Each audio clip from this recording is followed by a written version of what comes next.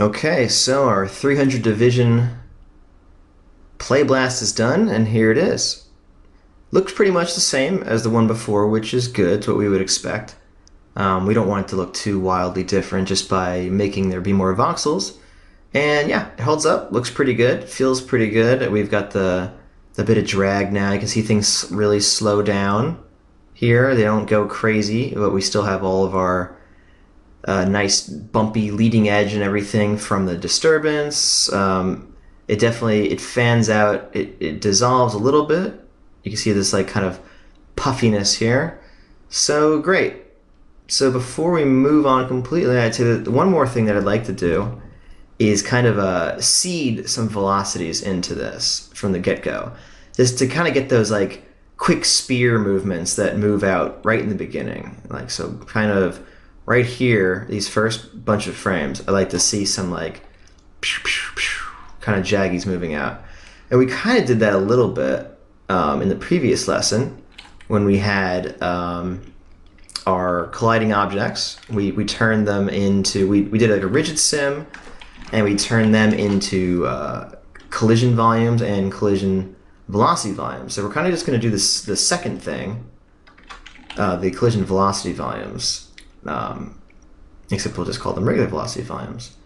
Instead of doing collisions, though, we're just going to make a regular particle sim, and that'll be easier to control. It'll just be faster all around. So all I'm going to do is I'm going to make a polygon sphere. I'm going to just bump it up a bunch, and I'm going to say, let's use a wrangle, just again to do this quickly. You figure we'll put this thing right around here. We'll make it smaller, so it's kind of just in there. Right around there again, so that's good. And let's see, so I figure we will do, we have normals here. There's already normals. Well, there will be normals on this in a moment. There's already implicit normals, I should say. And let's say let's actually drive that with a noise function. So we're just going to use a regular, well, I should say float value is equal to the noise, something like that. So it's going to use the position of the noise, and we don't need it to be animated in time or anything. And then we'll say that the, just so we can visualize it, I'm going to use the normal to actually visualize that. So let's say that times that. Okay. So you can kind of see it there. Not too pronounced yet. So this noise, if we actually were to look at it, I could say, let's say the color is equal to that value.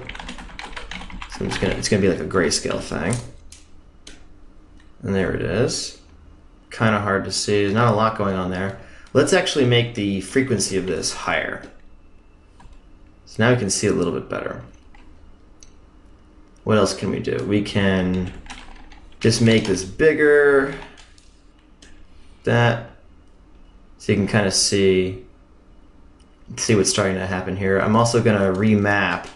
If we actually look at that color that we just set, we can get an idea of the range of this, what this noise is giving us. So I'm just looking at the red value here. It goes from 0.2 to 0.7-ish. So I'm just going to say, you know, how about we just have the value equal, let's fit it. We'll remap that. So remap the value, and it was from 0.2 to 0.7. Let's make that go from 0 to 1 now instead. Let's see what that looks like. Good, so now you have a more pronounced difference. Powers, using like raising something to a power is a great way to get sharper peaks and valleys. So you can start to see that happening here. Because numbers below 1 will actually get smaller when they're multiplied by each other. You know, 0.5 times 0.5 is 0.25, which is smaller than the original number, as opposed to 2 times 2 is 4. So these values go from 0 to 1. So, as you can see, as I raise it, the higher values stay somewhat longer, where the smaller values are getting rapidly decimated. So there we go. So now we have a very spiky source. This should work pretty well.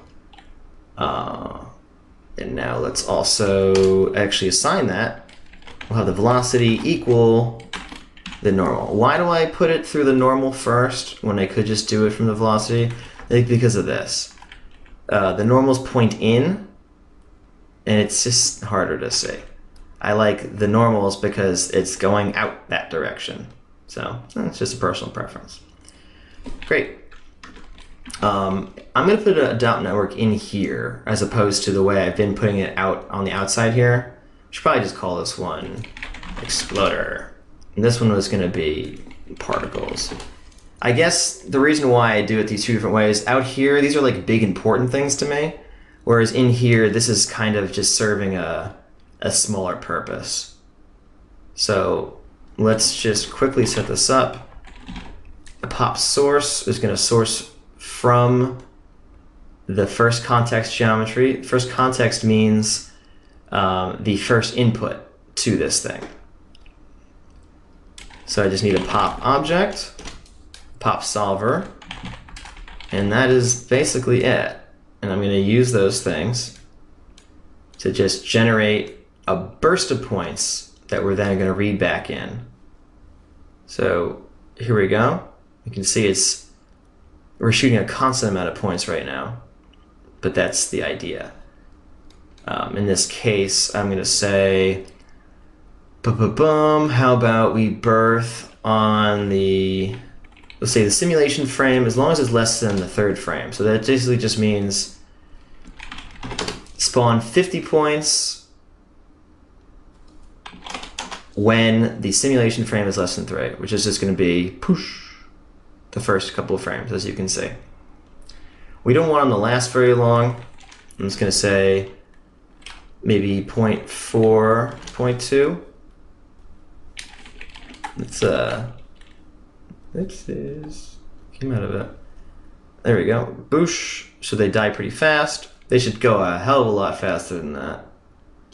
So we'll just say, I don't know, 10. Again, just jump in big orders of magnitude like that. You'll get to where you want to be faster. So that's pretty good. I feel like we could probably go faster than that. Boosh. Cool. Normally with particle stuff like this, I would give it a drag to slow it down. I don't think it even matters in this case because they just die so fast. Great. So that's pretty good. So pop object 1 is that. There are no other objects in here anyway, but I'm just going to make sure that we're only bringing that one back in. So we have particles coming back up, and we're visualizing the smoke sim. That was an accident. There we go. So there it is. So now we just need to turn this into a VDB, because it'll be much faster than going through the regular fluid source. So I say VDB from particles,